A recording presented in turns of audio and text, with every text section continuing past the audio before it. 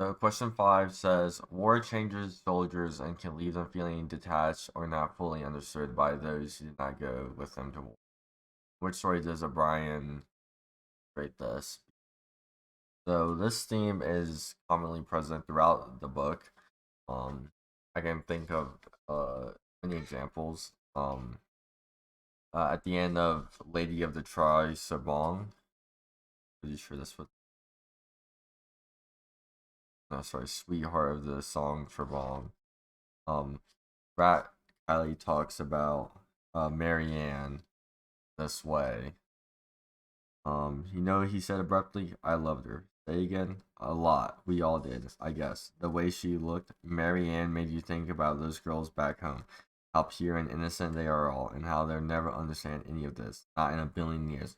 Try to tell them about it. They'll just stare at you with those big round candy eyes. They won't understand zip. It's like trying to tell somebody what chocolate tastes like. So, you know, this girl, and the trust of Marianne, she kind of gets like swallowed by Vietnam. She kind of becomes one with the culture, and a lot of the guys admire that because she is the only girl that will ever understand what it's like to live in or be in Vietnam during this time, and how no other girls back at home will understand what it's like for them. That's one example. In the story Field Trip, Tim O'Brien takes his daughter to the paddy where Hero died, and his daughter just doesn't understand why they're there, and he tries to explain to her a little bit. I just want to read this quote on page 175. Well, I don't get it. I mean, how come you were even here in the first place? I don't know, I said, because I had to be. But why? I tried to find something to tell her, but finally I shrugged and said, it's a mystery, I guess. I don't know. The rest of the day, she kept quiet. That night, though, just before bedtime, Kathleen put her hand on my shoulder and said, sometimes you're pretty weird, aren't you?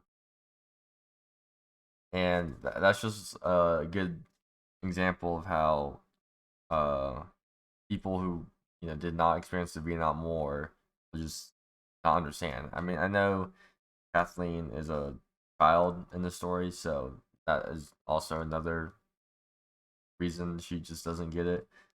But she can't possibly fathom the trauma and how much mental anguish her father went through during this time.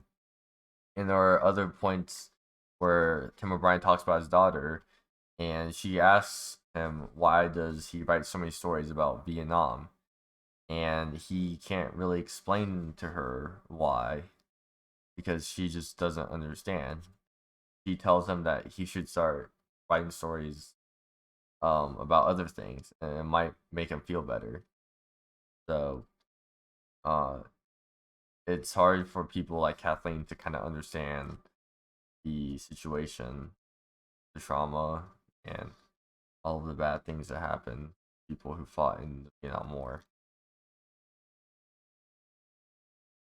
But I think the story that best encapsulates this idea of people not being able to understand what the soldiers in Vietnam went through is the story Speaking of Courage. And I guess also Notes, because it's kind of a little add on to Courage.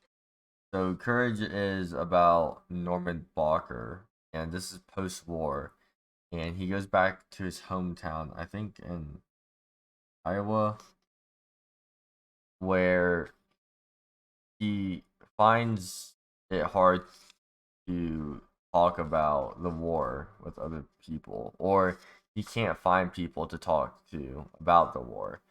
He ends up in this short story. He circles this lake, around and around, over and over again, and he imagines having conversations with like different people about how he would talk about the war. He thinks about conversations with his father. How his father only would care about the medals he's won, and not about any like real heroic deeds he's done, because medals is kind of all that matters to his father. He doesn't understand like what really goes on over in Vietnam and how medals might actually be like the least of son's concerns. Um, and that is true. I do remember sometime in like the first chapter or the first short story about how Norman Blocker would always complain about his father, um, or he didn't want to disappoint his father by not winning medals. But back to my point, Norman Blocker has trouble kind of interacting with people back in his town. When he tries to order a burger from In-N-Out, he kind of gets waved off by the waiter. And when he tries to make conversation to the cashier, that also doesn't really work. So I just want to read a quote really quick. It's on page 146, and this is between Norman Blocker and the cashier. He finished his root beer and pushed the intercom button. Order, said the tiny voice. All done. That's it? I guess so. Hey, loosen up, the voice said. What you really need, friend. Norman Walker smiled. Well, he said, how do you like to hear about... He stopped and shook his head. Hear what, man? Nothing. Well, hey, the intercom said. I'm sure as fuck not going anywhere. Screw to a post, for God's sake. Go ahead. Try me. Nothing? Sure? Positive. All done. The intercom made a slight sound of disappointment. Your choice, I guess. Over and out. Out, said Norman Blocker. So, Norman Blocker,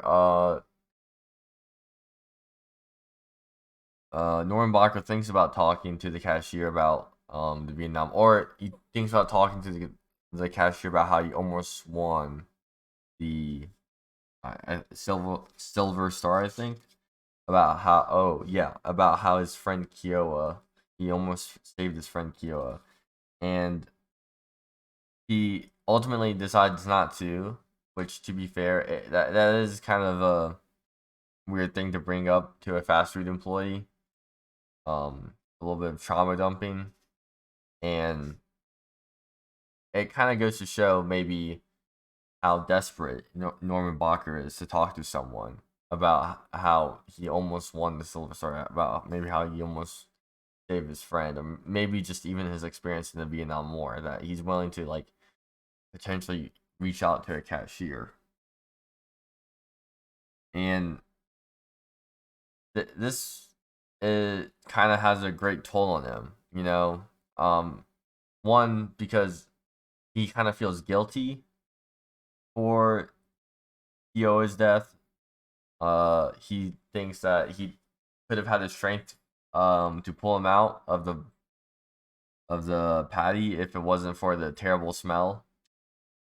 So he needs a way to kind of like express his emotions, how he feels about this, and he doesn't have any good outlet, which really takes a toll on his mental. And we can see that because in the next story notes, we're told that Norman Blocker kills himself 3 years later. And a reason because of that is because he couldn't find anyone to express his feelings and emotions about the Vietnam War. Um, and Tim O'Brien kind of talks about that and how he was able to, uh, you know, be able to talk about the Vietnam War through his stories and how that was therapeutic and cathartic for him. But Norman Blocker says in notes that he would like to write a story about someone in his situation, someone who couldn't has all these experience in the Vietnam War, but couldn't find anyone to talk to about it. And he said he would write the book for himself, but he just can't find the words for it. So he asked Tim O'Brien to make a story about his situation, and that's what ultimately inspires Speaking of courage, it does go through some iterations. I think first it was a chapter in another book he wrote, but he ends up scrapping that because he doesn't think it does it justice. So,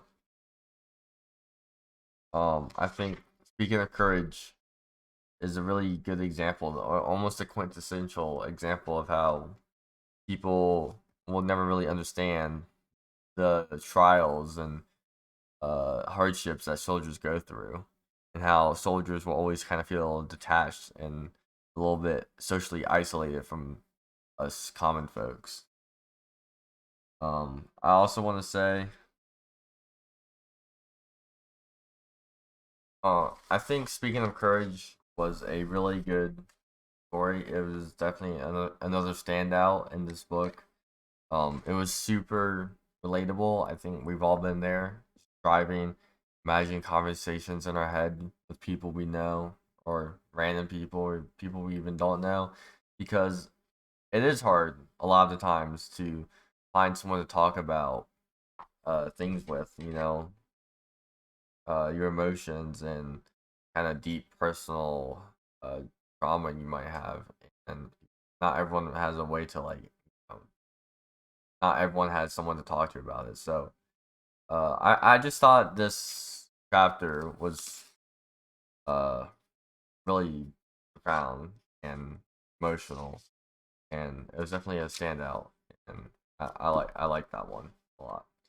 I also want to say, because I'm just on video, thank you for class and teaching us, and I really liked this assignment and the book that we read. So I just want to show my appreciation.